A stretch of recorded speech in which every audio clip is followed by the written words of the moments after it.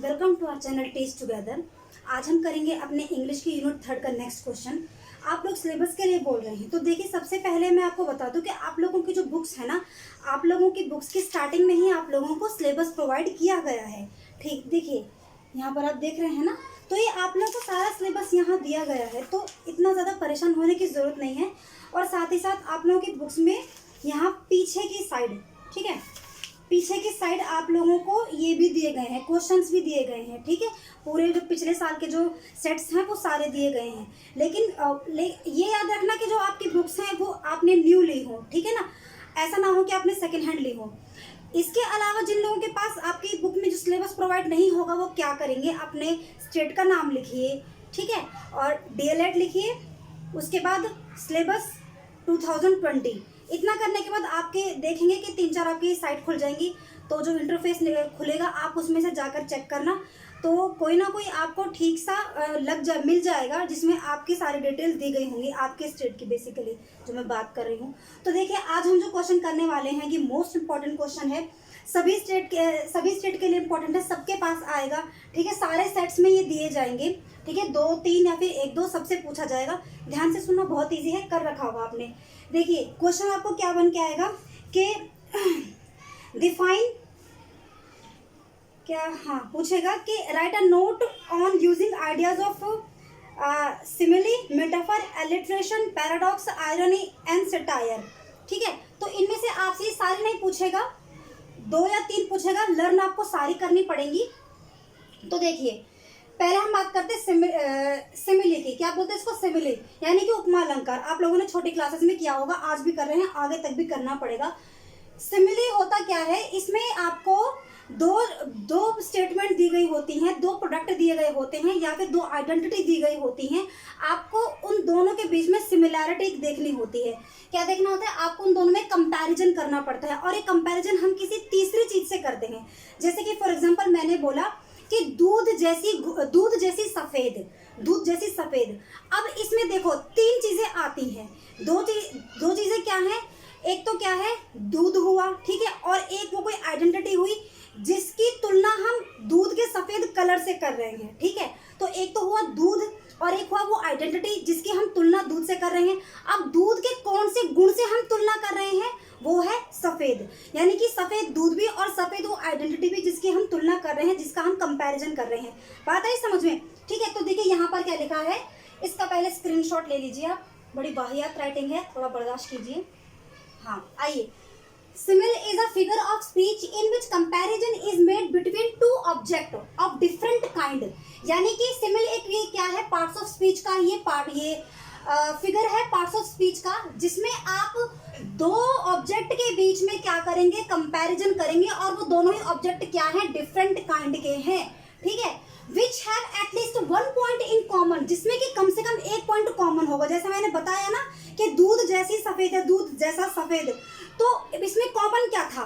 सफेद। तो दूध भी सफेद, और वो जो आइडेंटिटी है जिसको हम नाम में जो भी आइडेंटिटी होगा वो भी सफेद। ठीक है ना, तो इन दोनों के बीच में क्या कॉमन हुआ? सफेद। ठीक है, for example the expression is expressed by using. अब जब हम ऐसे वाक्य बोलते हैं, ऐसे स्टेटमेंट बोलते हैं, तो उसमें क्या यूज किया जाता है? उसमें यूज किया जाता है जैसे कि एज या लाइक। मैंने बोला दूध जैसी सफेद, तो जैसी को हम क्या बोलते हैं? लाइक बोलते हैं ना। ठीक है, तो for example as red as rose, ऐसा लाल जैसे कि रोज। अब एज रेड एज रोज में एज रेड एज रोज, इन दोनों में समानता क्या हुई है? लाल की, कि कोई आइडेंटिटी है वो और रोज, इन दोनों के बीच में एक बात क्या है, एक जो कॉमन पॉइंट है वो क्या है? रेड। आई बात समझ में? उसी तरीके से देखो, चिल्ड लाइक आइस, इतना ठंडा जैसे कि आइस। तो कोई चीज है जो बहुत चिल्ड है, ठीक है, और कोई जो चीज होगी वो बहुत ज्यादा चिल्ड है, किसकी तरह? आइस की तरह। ठीक है ना, तो अब आइस की क्या खास बात है इसमें? चिल्ड, और जो आइडेंटिटी है जिसकी हम बात कर रहे हैं वो भी क्या है? चिल्ड। तो इतना चिल्ड जैसे आइस। आई बात समझ में?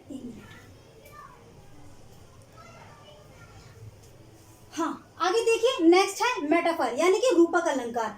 अब रूपक अलंकार में या फिर मेटाफर में क्या होगा कि यहाँ पर तो आपने ये बोल दिया कि ऐसा लाल जैसे गुलाब, यहाँ पर ऐसा जैसा बिल्कुल खत्म कर देंगे, यही बोल देंगे कि भाई ये तो दूध है। जैसे कि मम्मी बोलती है ना, प्यार से बोलती है, अपने बच्चों को बोलती है कि मेरा लाल, मेरा सोना। तो क्या उनका बच्चा सच में सोना है? ऐसे नहीं बोलती ना, आपने ऐसे नहीं सुना होगा ना कि मेरा सोना जैसा बेटा, ठीक है ना, ऐसा तो मैंने तो नहीं सुना।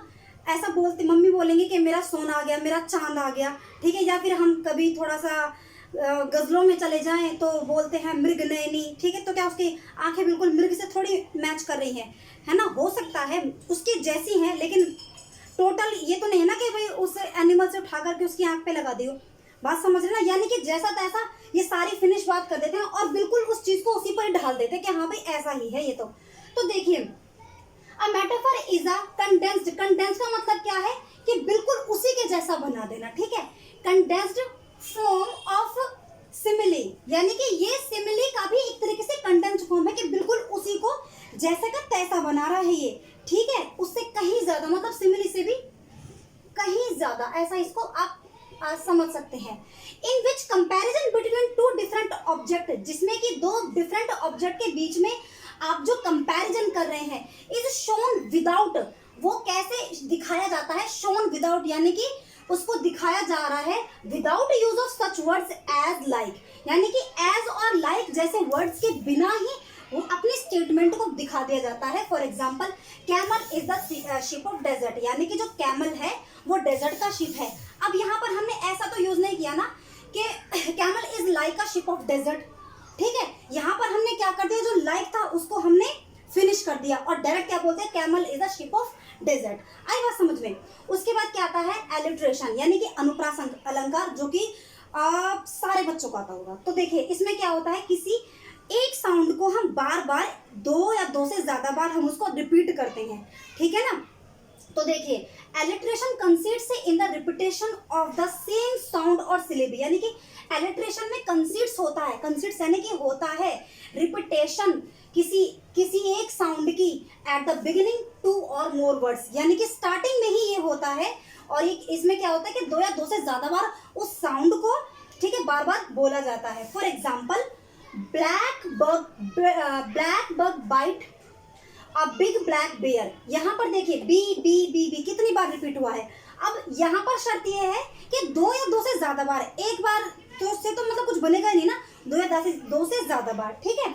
तो अनुप्रास अलंकार है ये, इसको हिंदी में अनुप्रास अलंकार बोलते हैं। आगे सुनिए, पैराडॉक्स। पैराडॉक्स क्या होता है, विरोधाभास, यानी कि चीज है भी और उसको वो काट भी रही है। अब इसको जरा थोड़ा ध्यान से समझना, ठीक है। देखिए, it is a figure of speech in which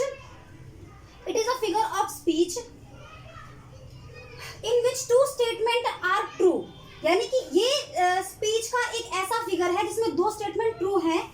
use of self contradictory, यानी कि कॉन्ट्राडिक्टरी स्टेटमेंट। कॉन्ट्राडिक्टरी स्टेटमेंट का मतलब एक प्रकार से क्या होगा, मैं आपको बताती हूँ कि इसको हम बोलते हैं अनएक्सपेक्टेड। यानी कि जो वाक्य है, जो स्टेटमेंट है, उसको एक्सेप्ट ही ना किया जाए, ठीक है, लेकिन उसके अंदर बहुत गहराई होती है। स्टेटमेंट ऐसी होती है कि उसको थोड़ा पचा पाना मुश्किल होता है, ठीक है। For example, listen to the sound of silence, यानी कि खामोशी की आवाज को सुनो। अब कोई बोले कि भाई खामोशी की भी कोई आवाज होती होगी, लेकिन इसका मतलब क्या है कि जो शांति है उसमें, यानी कि जो आपकी जो साइलेंस है उसमें पीस है एक तरीके से, ठीक है ना। तो आपके गीतों में, गजलों में, कविताओं में ये चीज बड़ी चलती है, ये उन लोगों को बहुत यूज करनी पड़ती, तभी उनकी कविता में, कहानी में वो मजा आ पाता है, ठीक है ना।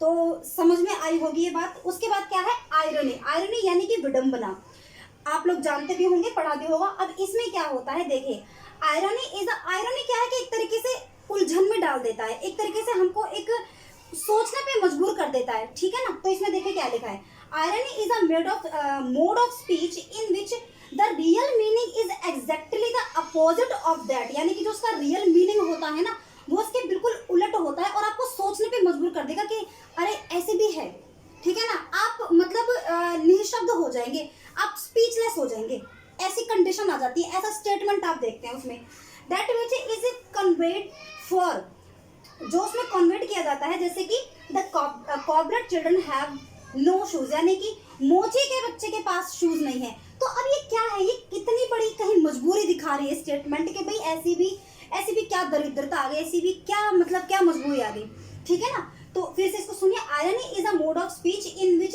The real meaning is exactly the opposite of that which is conveyed, यानी कि जो कॉन्वेड किया जा रहा है, जो बताया जा रहा है, वो बिल्कुल रियल के अपोजिट होता है। अब यहाँ पर इसका मतलब बिल्कुल ये नहीं है कि भाई कॉबलर के बच्चे के पास शू नहीं है, इसके अंदर बहुत कुछ छुपा होगा। ये जो आप छोटा सा जो सेंटेंस देख रहे हैं, इसमें बहुत कुछ छिपा होता है अपने आप में, ठीक है।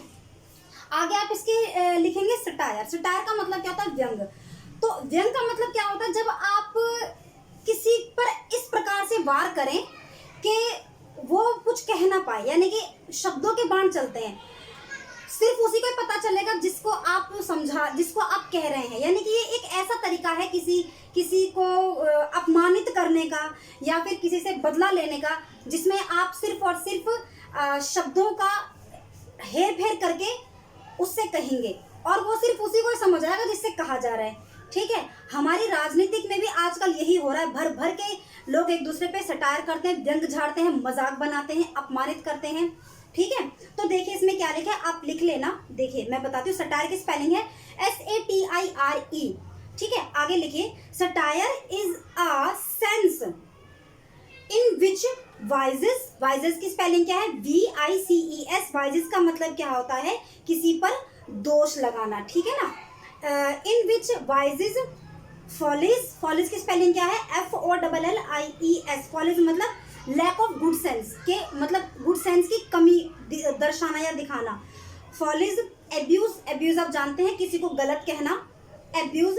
And shortcoming are held, shortcoming are held का मतलब क्या है कि आप किसी को नीचा गिरा रहे हो, ठीक है ना। Shortcoming are held up to ridicule, to ridicule. Ridicule की स्पेलिंग क्या है, RIDICULE। रिडिक्यूल का मतलब क्या है, मजाक बनाना किसी का, ठीक है।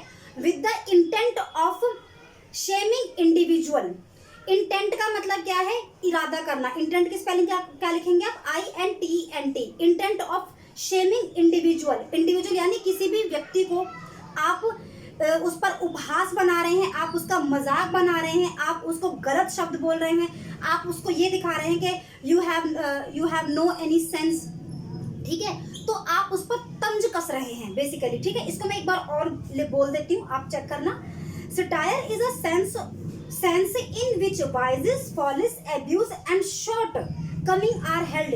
यानी कि ये क्या है कि इसमें क्या हो रहा है कि आप लोगों को गाली दे रहे हैं, उन पर आप तंज कस रहे हैं, उनको नीचा गिरा रहे हैं, ठीक है, और उसका मजाक बना रहे हैं with the intent of shaming individual, इसलिए कि ताकि वो गिर जाए, अपनी नज़रों में गिर जाए या दुनिया की नज़रों में गिर जाए, अपनी में नहीं दुनिया की नज़रों में गिरे, या फिर आपको उनसे कोई बदला लेना हो।